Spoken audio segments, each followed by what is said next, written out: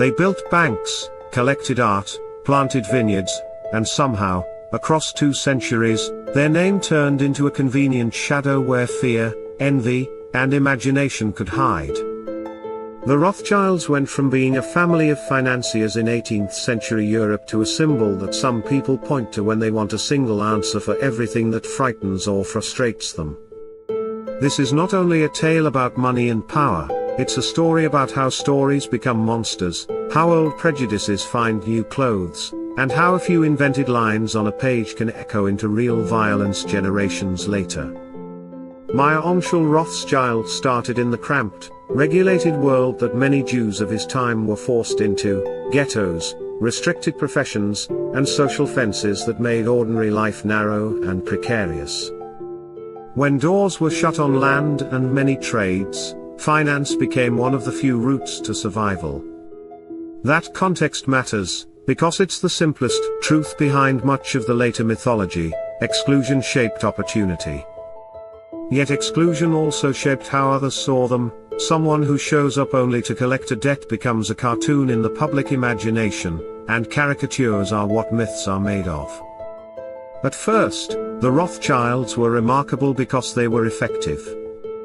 Meyer's sons spread across Europe, London, Paris, Vienna, Naples, doing the practical work of international finance, loans, government bonds, arranging payments across borders. Their success made them famous, and fame attracted attention that was not always kind. Wealth concentrated in visible people has always provoked questions and resentments, but to turn success into a secret control room for the world is a different thing altogether. That leap didn't happen by accident. It followed long-standing tropes. When a minority is visible in money, the imagination goes to conspiracy. When a family is international, the imagination goes to cabal. One of the most potent and persistent stories attached to the family is the so-called Waterloo myth: Nathan Meyer Rothschild racing across the sea, cheating the market, and walking away with a fortune based on secret knowledge of Napoleon's defeat. It's a sensational scene, perfect for rumor mills, stormy sea, a lone courier, stockpiles of manipulated government debt.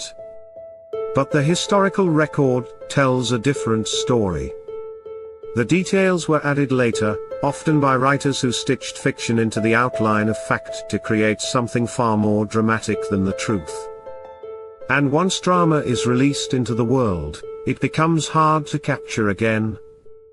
Facts are slow, fictions travel fast, and the Waterloo tale did precisely what myths do. It simplified complex economics into a villainous image that fit pre-existing prejudice. Why do such stories stick? Because they answer an emotional need. Complex systems, finance, geopolitics, economic crises, are messy and anxiety-inducing. Blame is neurologically satisfying, it reduces uncertainty. When a crowd wants to make sense of a crash or a calamity, pointing to a single name makes the fear manageable. Coupled with centuries of anti-Jewish imagery, depictions of greed, secretiveness, and outsized influence, the Rothschild name became a ready vessel for projection. It's important to say this plainly: turning genuine historical patterns into proof of a global Jewish conspiracy is not reasoning, it's prejudice turning itself into theory. The mechanism of myth-making has always been social and commercial.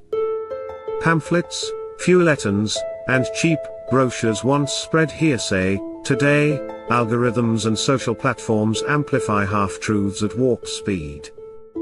A 19th century pamphlet that invented details for entertainment, sold widely because sensationalism sells, would be reworked, repackaged, and retweeted in our era. Each retelling can add a layer of plausibility or a wink that says, we are discovering the hidden truth. The more plausible a lie sounds to someone conditioned by stereotypes, the more it travels. And once something like a conspiracy theory embeds itself in cultural conversation, it does more than misinform, it normalizes suspicion toward a whole people. That normalization has consequences. Language that insists a family controls the world doesn't stay in the realm of metaphors for long. Conspiracy narratives provide justifications, if not calls, for exclusion, harassment, and worse. History is full of examples where a scapegoat was needed and a myth supplied one. We sometimes forget how close rumor and violence can be. When a rumor paints a group as the puppet master behind misfortune, it becomes easier for violent actors to rationalize cruelty. That's not a far-off lesson from the past, it's a present-day hazard. The damage isn't hypothetical, it affects real lives, real institutions, and the fragile fabric of shared civic trust. But don't mistake debunking for complacency. Skepticism that turns into dismissiveness can be counterproductive. People who believe these theories often do so because of real grievances, economic insecurity, lack of representation, a sense of being left behind. Address the grievances honestly, with policy and with empathy, while refusing to legitimize harmful myths.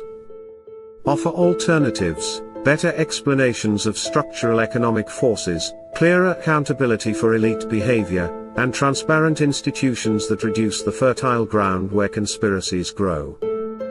If you walk away with one idea, let it be this: monsters we think we see in the dark of rumor are usually shadows cast by old prejudices and new anxieties.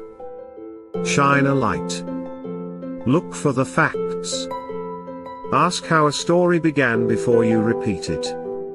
Because when stories are corrected, the danger they create is reduced, and when the danger is reduced, real people are safer, and conversations can be honest again. Thumbnail concept: most clickable, a close-up, high-contrast portrait collage of two elements. On the left, a faded, sepia-toned old engraving of 19th century financiers, to evoke history. On the right, a modern, anonymized city skyline with glowing financial tickers.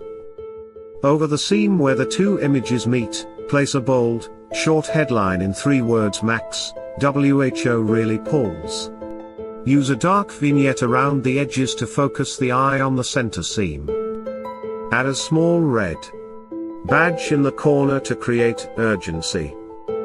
The face/illustration should be slightly off-center so the seam crosses a rule of thirds point, drawing attention where old and new collide.